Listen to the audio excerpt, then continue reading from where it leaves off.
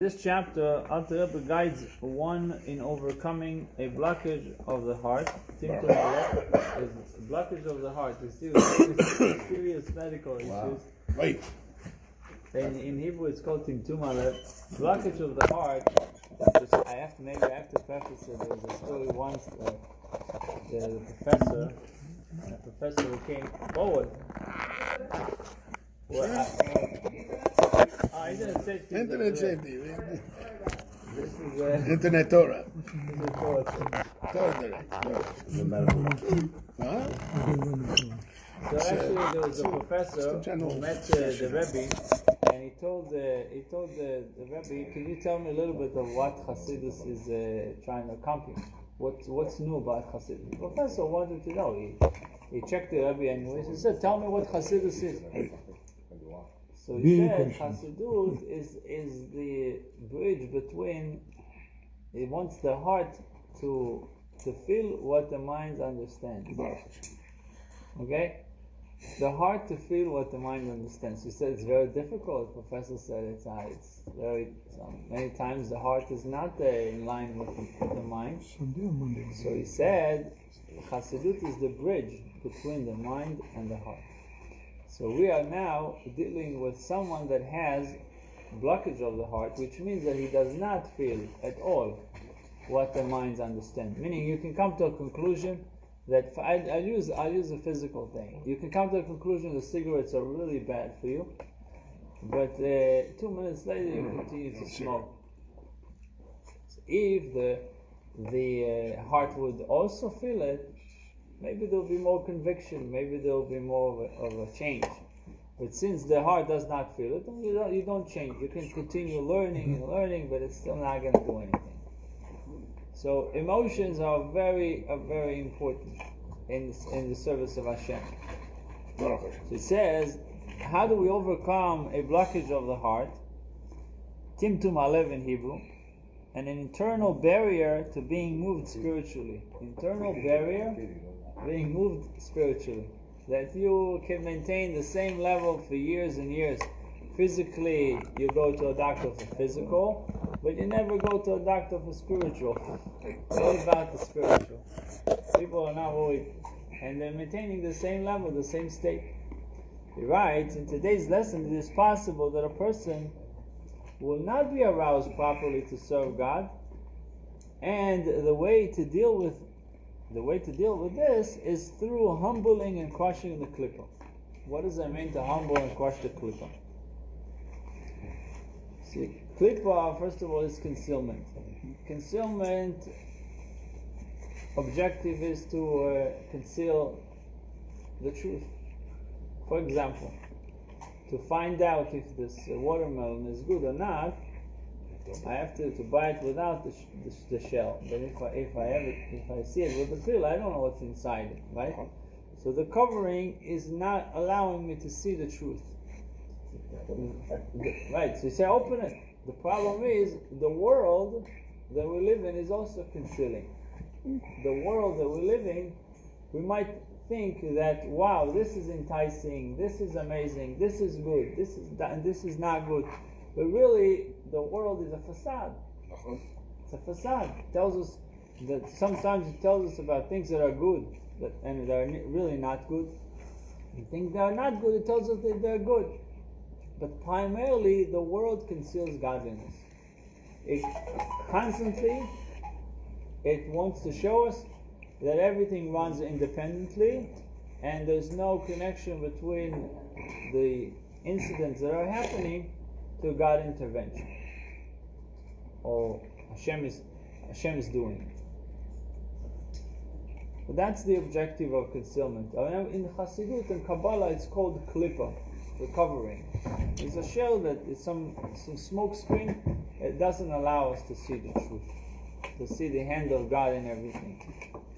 So I'm going to read the Hebrew and then the English. We need to give advice to the hearts, the souls of the Beinim. So many times they have this blockage of heart. Their heart becomes like a stone. You write, shenaso kevin, that they have a heart of stone, they don't feel anything. And is incapable of having a meaningful, soulful prayer to Hashem, to open his heart in prayer, to open his heart to someone else. He's unable to do it. It's a blockage. Try to meditate in prayer for a little bit more, to think about the words that you're saying, to think about to whom you're davening to, what you're trying to accomplish with your prayer. This is not just it's not a ritual. We're not doing rituals in Yiddishkeit. There's no rituals, okay, to connect with Hashem. So one of the things that the evil inclination fights strongly is against prayer, meditative prayer, specifically meditative prayer. So what is the eitzah? What is the advice? Before we get to the advice, he says another issue that the blockage of the heart can lead to. Number one, we said it doesn't let you pray properly. Number two, there is something called sanctifying yourself, to sanctify yourself with the permissible. Meaning, there's a lot of things that are permissible to us, but Hashem tells us still, don't indulge yourself, even though it's permissible. Assuming I can eat breakfast, lunch and supper, steak, and I have a desire to eat steak, that's what I love to eat. The Torah tells me, sanctify yourself with the permissible. Not everything that you're allowed to do, you have to do it excessively and exceedingly, right?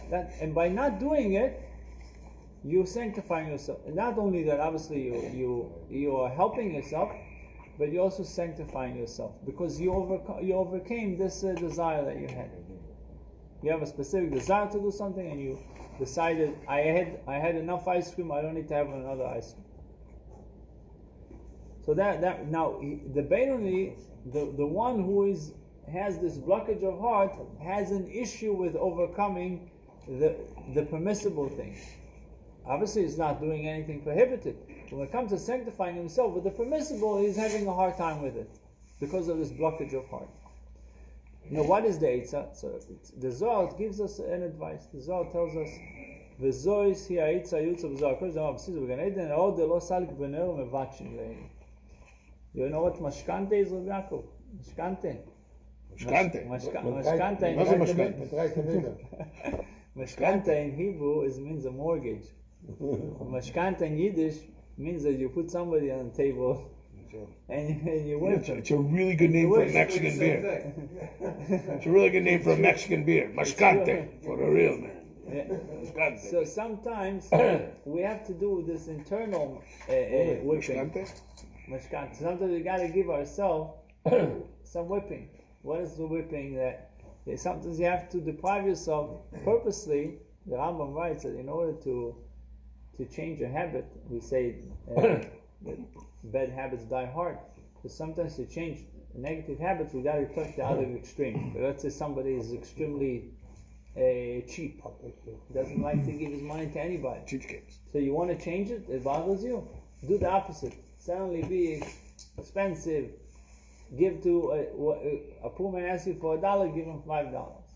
To change your nature, so you got to take the other extreme. That's all is an internal whipping to the inclination that you have, to the instinctiveness that is within you. So he says, the Zohar writes, Zohar says, a log.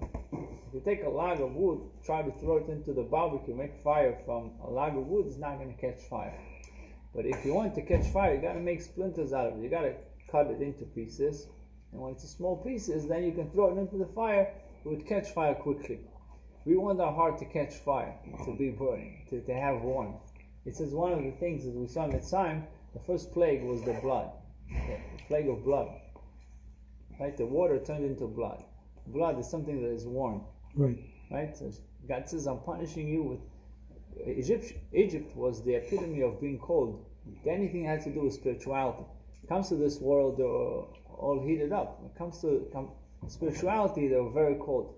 Hashem says, I'm going to punish you with your idols. That was your focus was being cold to spirituality, and going to bring warmth into it. So warming yourself, How do we warm ourselves? Because sometimes you have to chop down. We have to chop down this log of wood. It says, a body that is not allowing the light of the soul to penetrate, you have to sometimes chop it down. You have to break it down a little bit. We'll soon see how we do it. The light of the neshama and the intellect does not shine, does not radiate the physicality of the body. Now listen to this guy. He is contemplating on the greatness of Hashem. But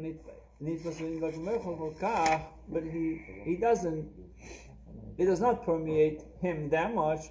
Meaning even his understanding is limited. His understanding is limited. Why? Because it does not go down to his heart. If it would penetrate his heart, it means that it truly understands it. That's really what that is. We're speaking about 3 levels: wisdom, understanding, and knowledge. Knowledge is that you can bring it into actuality. You do something with it. You know it. So it's doing something with the knowledge that you're able to acquire. So the same thing over here. He does not completely understand it, although he understands it and meditates in his mind on the greatness of God. Yet that which he understands is not apprehended and implemented in his mind to the point where it enables him to change, where it enables him to prevail over the coarseness of the heart. The coarseness of the heart. Vasiba, why is it? Why is it happening this way? That he's not completely apprehending it, and it's not enabling him to overcome the coarseness of the heart. So he says, "Higasus aklipa," because of the arrogance of the animalistic soul. What is the animalistic soul? What does the animalistic soul mean? We have a godly soul. We have animalistic soul. Animalistic soul wants only physical things. What is known running away from pain and pleasure. Those are the 2 things. The DNA of every person. What does he want? Give me pleasure. Pleasure, rest, and running away from pain.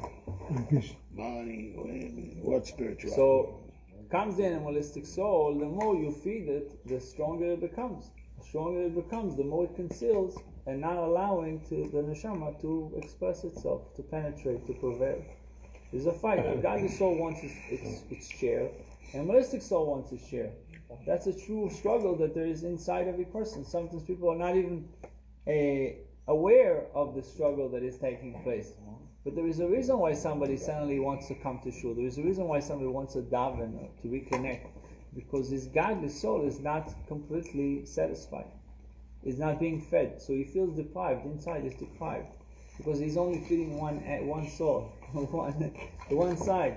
If he wants to live in a true tranquility, he has to feed both sides. The problem is when you give to one side too much, there's a situation where it completely conceals the other side. And is not allowing, even though you're meditating and you're learning. And this is not dealing with, over here, he's speaking about people that are already meditating on the greatness of Hashem. People that are learning, that are davening. But it's not changing them. It's not doing it. It's not doing what it's supposed to do. I gotta go. I gotta pick up my kids from school. The best. Thank you for everything. So it says, and therefore, one must crush it and cast it down to the ground. Just as in the previously quoted analogy, the beam is splintered so that it will catch fire. What does it mean to crush it and to cast it down to the ground? So he writes, it says he has to set aside appointed times for humbling oneself and considering himself despicable and contemptible, as it is written, broken heart leads to a broken spirit. The spirit being the sishracha, the other side, the side of impurity. In the case of Beinonim, referring to the intermediaries, is the very man himself. For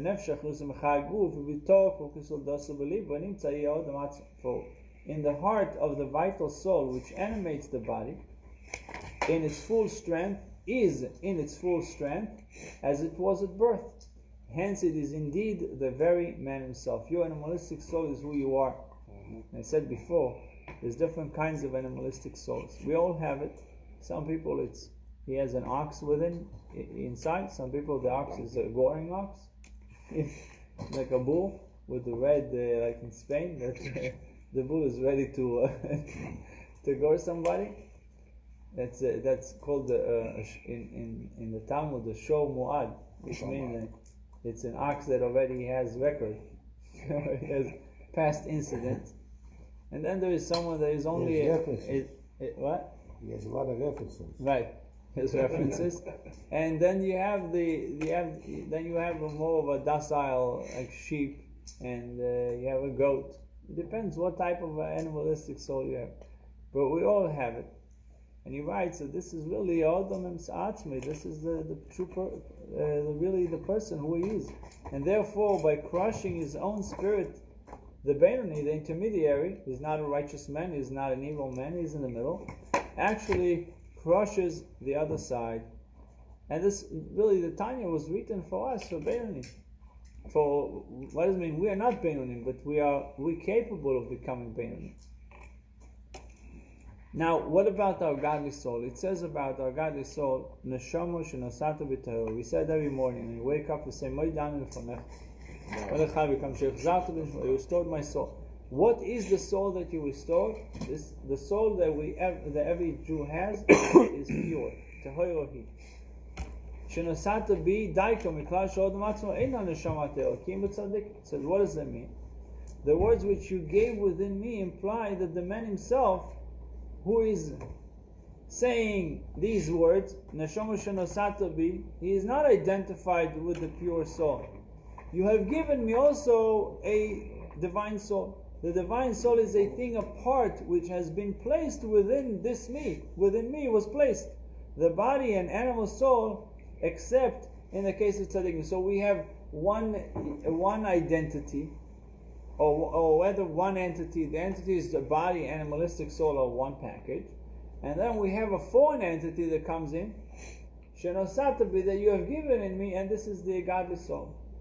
And that's why, for the body and animalistic soul, the godly soul is foreign. He treats it as a foreign entity. Get out of here.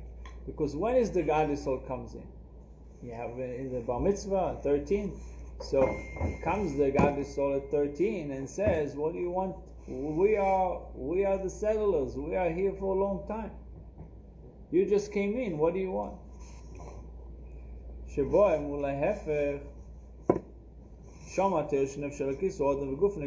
says by tzaddikim is the opposite. Their body and godly soul are one unit, and the animalistic soul is foreign to them. That's why they don't invest too much in their physical body. They invest primarily in the godly soul. It says that Hillel, famous sage, rabbi, before he ate food, he said that I'm going to do kindness with the expression was with the aluva. Aluva means with the poor. He referred to his own body as something that's being poor, something that's being neglected. He only ate when he felt he's about to die. There's no more. Not that everyone got. Now, this is not instruction to us, but just to show us that to him, body and soul was one unit, and the animalistic soul that wants only physical things, to him was foreign. So he only gave it attention when he had to, and when it was a must. Listen to this. It was in this sense that Hillel, the elder, would say to his disciples when he went to eat, that he was going to do a favor to the lowly and poor creature. That's how he called his body. He referred to his body lowly and poor creature. Meaning his body. He regarded his body as foreign thing. And therefore he used this expression that he was doing it a favor by giving it food. For he himself was nothing other than divine soul.